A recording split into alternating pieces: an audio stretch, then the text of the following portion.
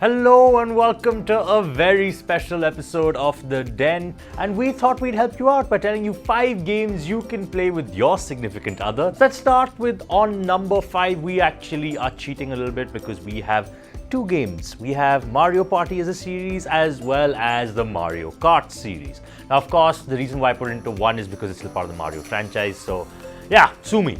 So Mario Party as a game is genuinely just a board game, and it might seem a little bit boring at first, but when you play it with someone who you really care about, your truly competitive side might come out. Because that's the point. What's the point if you can't compete with your significant other? If they're a bad loser or worse, a bad winner, then you might as well break up with them right now, because Mario Party is not for the faint-hearted. If you have a relationship where you fight a lot, well, get ready to fight a lot at Mario Party. But what's really fun about the game, and I'm talking about any of the games here because there are close to 9 in the main series, and because of that, it's a really well-refined game. It's just it's a board game, and you win by having the most number of stars at the end of, the amount of turns. And if you choose to be a marathoner like me and pick 50 turns, well, then your game will probably last 4 to 5 hours. If you have that kind of time to invest, trust me, it's a great game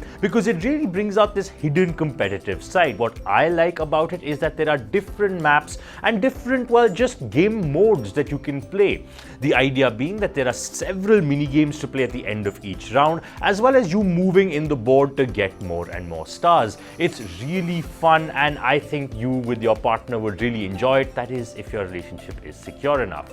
But let's move on to Mario Kart, because Mario Kart is the right-hand man to, Mario Party, because Mario Kart requires more coordination. Because Mario Party at least has several, mini games that you can be good at or bad at depending on, your different skill sets. But Mario Kart, you really have to understand how to drive in video games. And if your partner is the kind who doesn't know that, well, then might as well teach them, because Mario Kart once again will bring out your hidden competitive side. Nobody likes losing in Mario Kart, especially because the gameplay is so much fun. Back in the day when Mario Kart released, it really revolutionized the idea of how arcade racing could work. The introduction of items where you can actually mess another player's race up is really satisfying. It's really fun to play around, and that's why Mario Kart is a good game to play with someone who you're trying to annoy but also secretly love.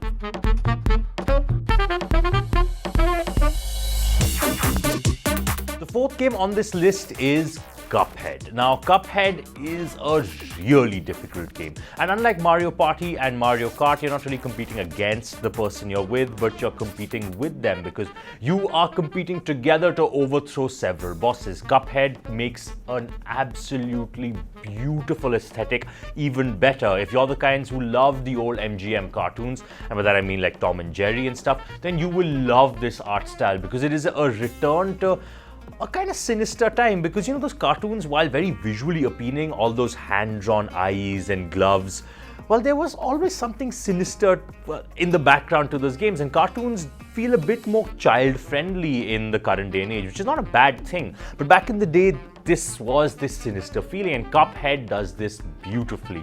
If you are playing with your significant other, you will have to, of course, fight to get through levels together, and it is a lot harder. Cuphead is a very difficult game, and it's even harder when you're playing it with someone, so definitely play it with someone who you feel like you want to get your bond even further, because that feeling of victory when both of you defeat some of the hard bosses that the game throws at you will be very, very fulfilling. Cuphead is a great game, and if you have any amount of interest in a challenge, play it.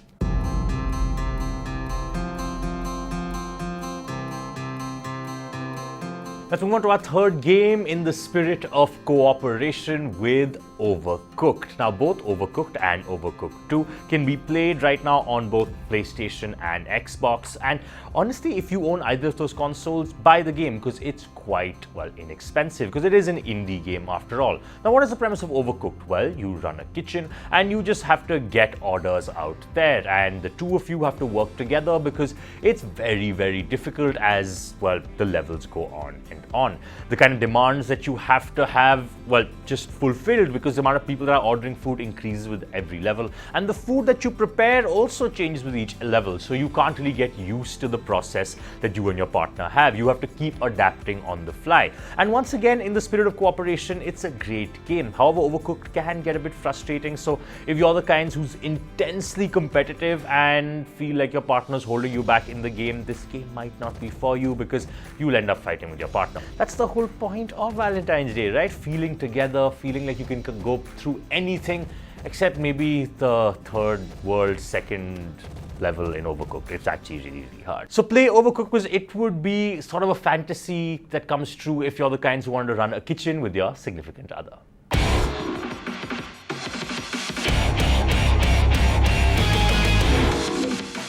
Okay, let's move on now to our second game, which is one of my favorite games of all time, Portal. Now, the original Portal didn't have multiplayer, but Portal 2 does. And Portal 2, while at least according to me not as good as the original, still is a 9.9 on 10 if Portal is a 10 on 10.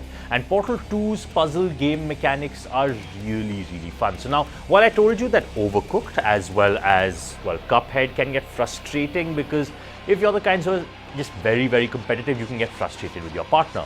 But Portal 2 actually is a true co-op game where you can't get frustrated with your partner because you're trying to figure out the puzzle together. And honestly, the only reason it isn't number one on our list is because the one that's on number one, we'll come to that in a bit. But Portal 2 not only puts interesting puzzle mechanics, but also has a really funny storyline and really dark sense of humor. And if you're the kinds who, well, likes watching movies together and likes doing activities together, for example, like escape rooms, or you like playing board games together, Portal 2 will really be up your alley, because Portal 2 forces, well, players to think out of the box, forces players to cooperate in a way where they actually have to, just maybe take different kind of responsibilities and, well, work on it together. And that's why I think Portal 2 is a great game to play on Valentine's Day. Honestly, that's what I'm going to do tonight with my significant other, because it is a really, really fun game to play. And I kind of have forgotten about the puzzles, and I would like to redo them, because that's the only drawback about this game, and maybe why it's on a number one,